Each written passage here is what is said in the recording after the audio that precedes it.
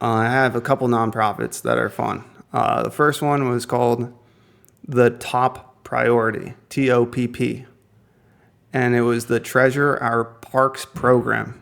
Okay. And what it was a treasure hunt that started in your local community, so your county park, and all the people would gather and they do a treasure hunt. And all the clues have to do with the local community, and eventually whoever wins that community park goes on to a state park level where all the counties or whatever meet, the winners from each county meet in the state park level. They do the same thing there. Bigger prize. But more so like the clues are state level based. Yeah. Then the winner from your state goes to the national park level. And it's one kid from every state, goes there, and they do the same thing there on a bigger, grander scale. Yeah. And all the clues are about the actual country itself. And so it's like a history lesson that starts from the ground up. Yeah. So you have to be a well-rounded historian or somebody educated in that kind of sense so you can study. Yeah. In school, obviously. Yeah, like all these things. A Little League World Series model of very local in the beginning, and you move up through the ranks. Yeah. And then you're in that final like Hunger Games National Park scavenger hunt. Yep. Hell yeah. And it rotates around, so like all that, like the national, we have so many different national Yosemite, parks. Yellowstone. Yeah. Like Yellowstone would be like the once every 10 years or something like that. Yosemite would be a big deal too. They all are. They're all big deal. They're all a big deal, but the marketing of it. But that's the coolest part about this this 501c3 is that it literally could be a lifetime of us organizing and creating an actual institution, if you will. Yeah, it would be interesting. I wonder how you would get the management of the smallest ones. In a way, seems more challenging than the larger national scale one, just because. The only thing I can think of is like the Little League, the Little League World Series. Yeah. And well, I think now 2025 has really kind of flipped the whole script of this 501c3. So I would say that at this point, it's almost like Pokemon Go, that you could do it. You have a certain time period between this month and this month, but you do it at your own leisure. Yeah. And you go to the park and it's augmented reality through your phone, and you're literally going through all those questions, or you're solving the riddle on your own accord. You don't have to be organized. You don't have to have it be a big event. And on your phone, it's all like GPS based. It's all like time based. Yes. You log in, you log out, and you can actually figure out, okay, over the course of 3 months, the 3-month window, which account actually solved it the fastest. Yeah. Pokemon Go. That's a really good model, because you can do it as much or as little as you have time for. It gets you out into the community. It is a community. I mean, did you play Pokemon Go? I've had friends that played it. I never played it. I watched them. I got into it pretty heavy, and then again, just because I had the time, and it was fun. We would take breaks from work and just walk over to the park. In the summer and the spring, and everybody would be out there because it would be a big event, right? So the whole town that played Pokemon Go or a lot of people, not the whole town obviously, but a lot of people would be out there at the same time, and you'd run into people, pretty frequently that you'd seen before, and we'd set up sort of kind of a community of people that had similar interests. And it would be a great way to manage the data side of it for sure. Yeah, and I'm also thinking about us now, talking about wanting to be a bank. Yeah. So all of those cell phones, whoever wins, actually, there's a wallet built into the phone. So with the donations that we get donated by whatever sponsors we have, it goes, the winner gets the ticket to go to the next place. Yeah. Like they have the funding built into the app itself. And they get money to take time off of work if it's going to be a week away. Yep. And yeah. Yeah, I mean, there's an age limit. Sorry, Alex. Oh, no. I was really gonna start putting my kids on like 4 iPhones each. Get one of them to win. It has facial recognition too, dude. No, but because it would be, and there would be time limits too. I don't know if we. Well, no, I guess you could play in the middle of the night, right? As long as you're not breaking any laws, then.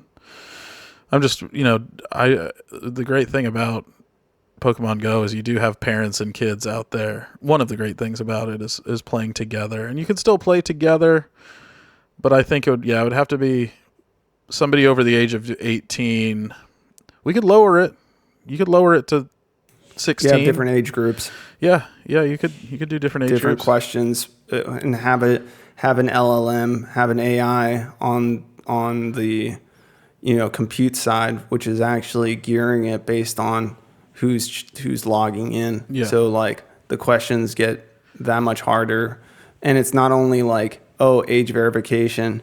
Like an 18-year-old can't say that they're like 6 years old. Like it's going to read your face and it's going to know how old you are from the bags under your eyes and skin, whatever. Well, I mean, all that. the gambling apps already do age verification. I mean, it's not an uncommon part of using apps these days.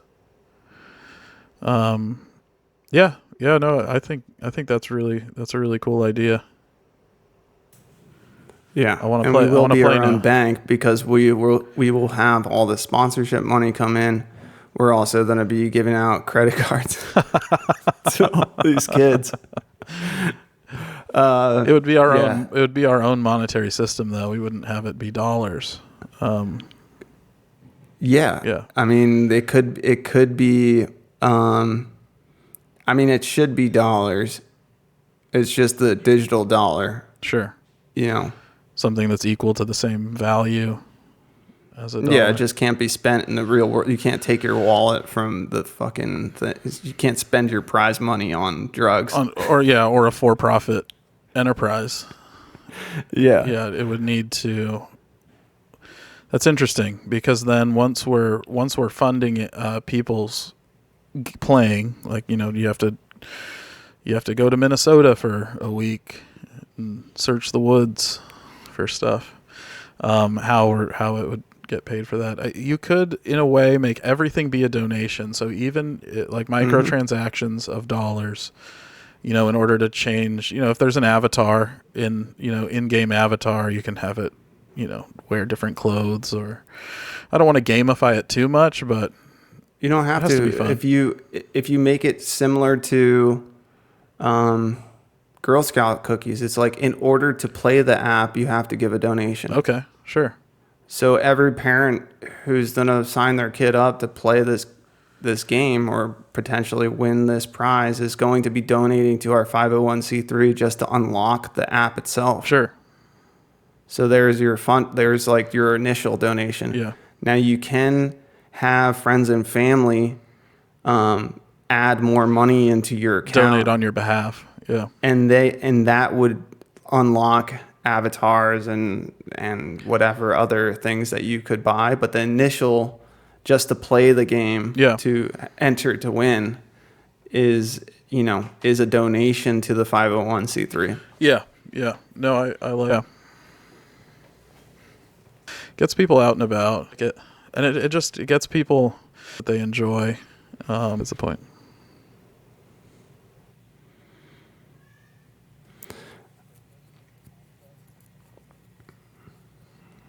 Yeah. I mean, the hard part about it now is that the connectedness of,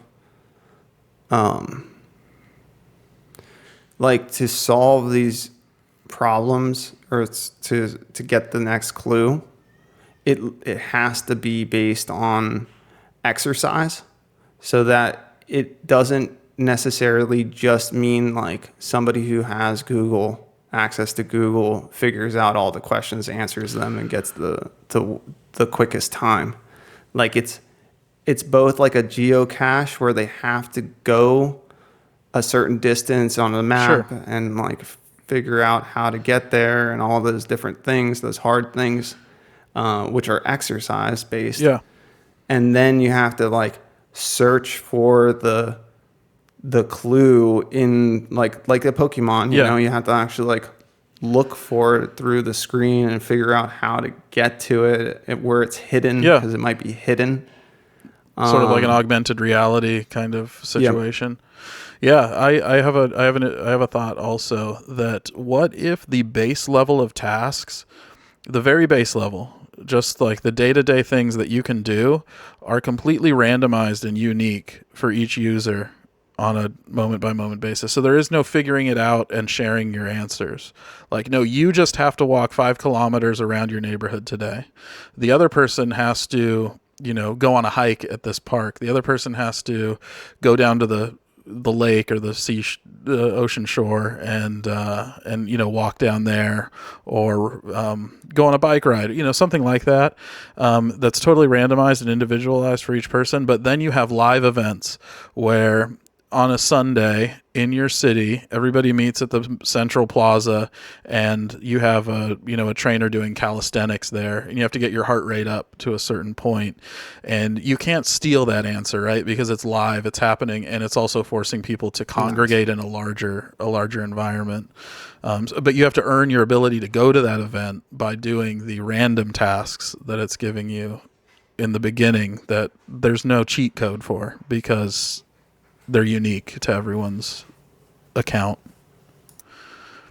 Yeah, I love that. That's the beauty of having it based on like on the digital side of things versus like the original treasure hunt side of things, which would be like a map and everybody gets the same map and everybody goes to the same place. I really like the activity based part of it that you said. Yeah.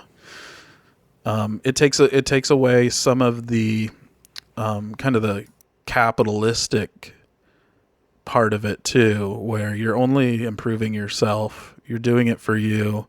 Yes, there's a prize, there's a goal. There's nothing wrong with that. I think that's a good incentive, but it's not, oh, I found $20. Now let me go spend it at Starbucks.